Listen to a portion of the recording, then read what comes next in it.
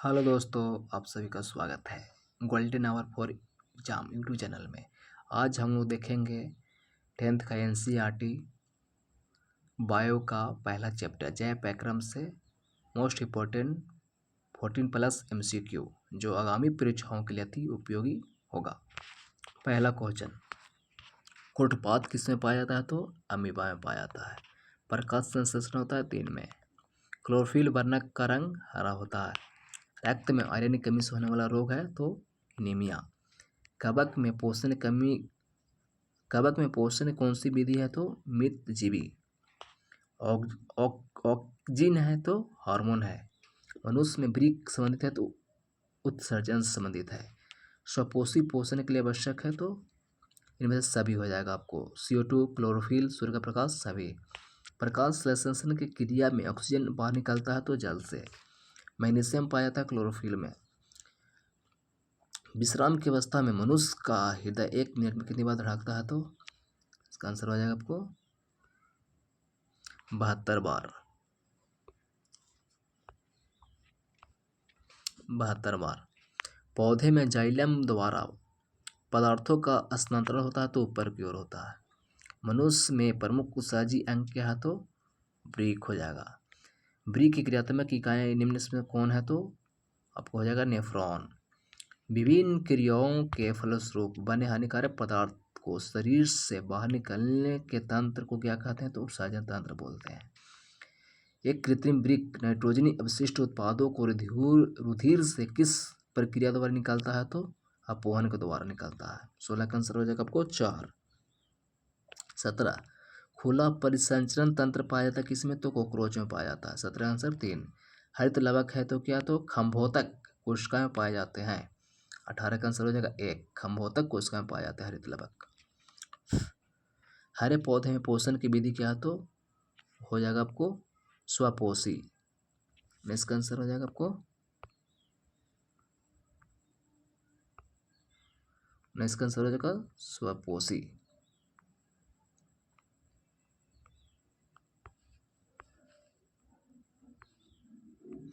Miss question, प्रकाश संश्लेषण के लिए में कौन से कच्चे पदार्थ की आवश्यकता होती है? प्रकाश संश्लेषण के लिए निम्न कौन से कच्चे पदार्थ की आवश्यकता नहीं है? तो इसका आंसर हो जाएगा ऑक्सीजन। 20 का आंसर बी।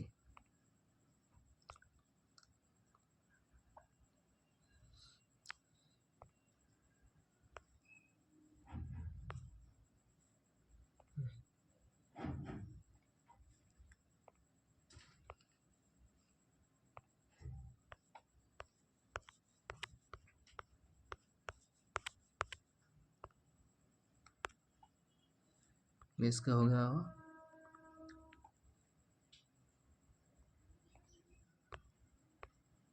नेक्स्ट क्वेश्चन देखते हैं। शरीर में सबसे छोटी रक्तवाहिनी क्या हो गया? तो बोना केव। 21 का आंसर 4 हो गया। पौधे में रसारोहण होता है तो इसका आंसर हो जाएगा आपको 22 के आंसर हो गया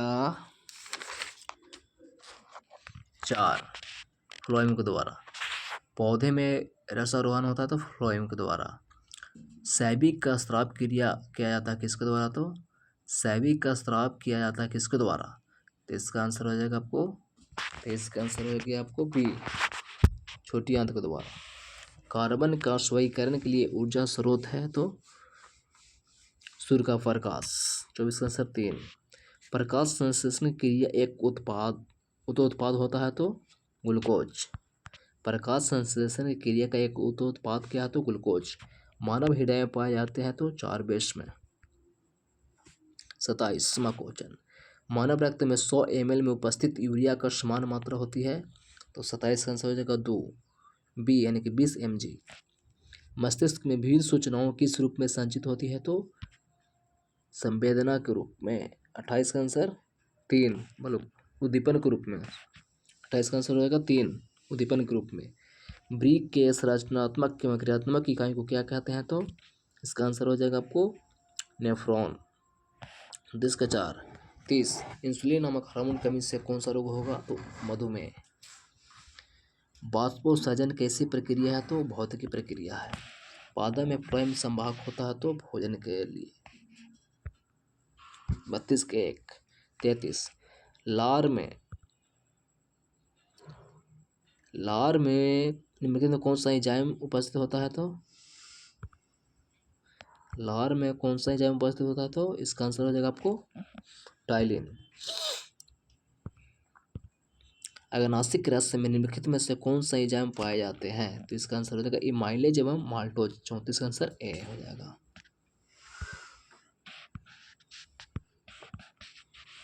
35 क्वेश्चन, भोजन का मुख्य रूप से अवशोषण होता है तो इलियम के द्वारा। छोटी आंत का भाग है इलियम। प्रकाश संश्लेषण की क्रिया में उत्पन्न होता है तो कार्बोज होता है कार्बोज। प्रकाश संश्लेषण की क्रिया में उत्पन्न होता है कार्बोज। प्रकाश संश्लेषण में ऑक्सीजन का मूल स्रोत क्या है? तो जल। 37 का आंसर हो गया आपको 1। 38 सांस लेने और छोड़ने को क्या कहते हैं? तो श्वासोच्छ्वास। 38 का 3 श्वसन की क्रिया होती है तो माइटोकॉन्ड्रिया में। 40 के आंसर बी हो जाएगा। श्वसन की क्रिया के द्वारा निम्नलिखित में से किसका निर्माण होता है? तो ऊर्जा का निर्माण होता है। 40 आंसर बी।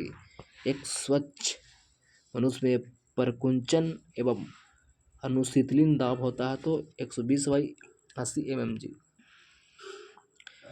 तंत्रिका तंतु की उत्पत्ति किस प्राथमिक ऊतक के द्वारा होता है? तो इसका आंसर हो जाएगा एंडोडर्म के द्वारा। 42 के 3 मनुष्य में वृक्क एक तंत्र का भाग है जो संबंधित है किससे? तो उत्सर्जन से संबंधित है।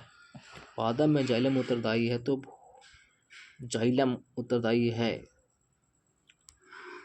तो जल का बहने के लिए। स्वपोषित पोषण के लिए आवश्यक है कार्बन डाइऑक्साइड तथा जल, क्लोरोफिल, सूर्य का प्रकाश, उपयुक्त सभी। पाइवरूट के विखंडन से यह कार्बन डाइऑक्साइड, जल तथा ऊर्जा देता है और यह क्रिया होता है किसमें?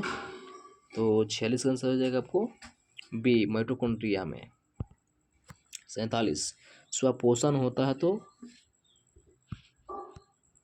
हरे पौधे में। स्वपोषण कहाँ होता है? तो हरे पौधे में स्वपोषण होता है हरे पौधे में। Thank you.